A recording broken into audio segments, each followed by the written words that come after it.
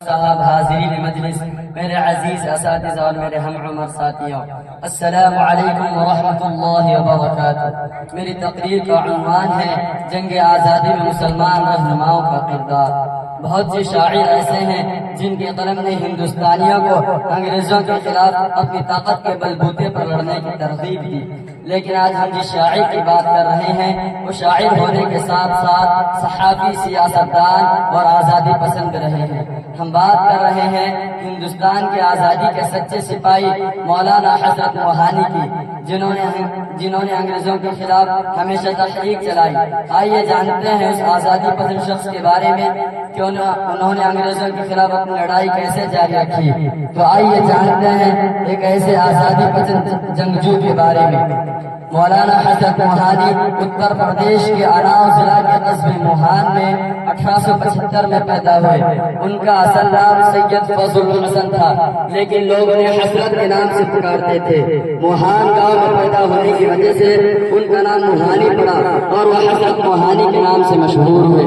ان کی ابتدائی تربیت گھر پر ہی ہوئی۔ انہیں بچپن سے ہی پڑھنے لکھنے کا بہت شوق تھا، شاید اسی وجہ سے وہ ریاستی سطح کے امتحان میں بھی ٹاپ کرنے میں کامیاب رہے۔ اس کے بعد علی گڑھ مسلم یونیورسٹی میں داخلہ لیا اور کالج سے ہی آزادی کی مہم میں حصہ لیتے رہے۔ اس کے بعد تحریک آزادی کی وجہ سے حضرت موہانی کو کئی بار کالج سے نکال بھی دیا گیا، لیکن اس آزادی پسند کا جنون بھی کم نہ ہوا اور اسی کی وجہ سے انہیں 1903 عیسوی میں قید بھی کیا گیا۔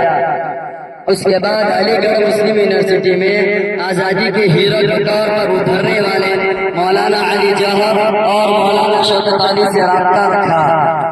1903 عیسوی میں علی گڑھ سے BA کی ڈگری حاصل کی اور گریجویشن مکمل کرنے کے بعد 1903 عیسوی میں علی گڑھ سے ایک رسالہ اردو معلیٰ نکالا جو انگریزوں کی پالیسیوں کے خلاف تھا۔ کہا جاتا ہے کہ اپنے رسالے میں انگریزوں کے خلاف بے خوفی سے لکھتے رہے، یہاں تک کہ 1907 میں انہیں ایک بار پھر جیل جانا پڑا، تاہم چند سال بعد ان کا رسالہ انگریزوں نے بند کر دیا۔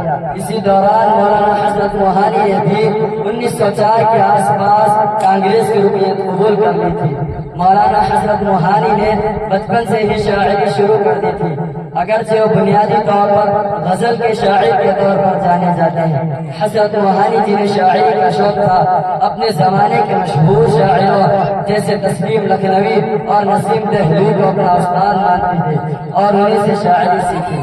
کانگریس میں شامل ہونے کے بعد مولانا حضرت موہانی بال گنگادھر تلک کے بہت قریب تھے اور انہیں تلک مہاراج کے نام سے پکارتے تھے۔ ایک دلچسپ بات یہ ہے کہ جیسے ہی بھگت سنگھ جیسے انقلابیوں کے لبوں پر انقلاب زندہ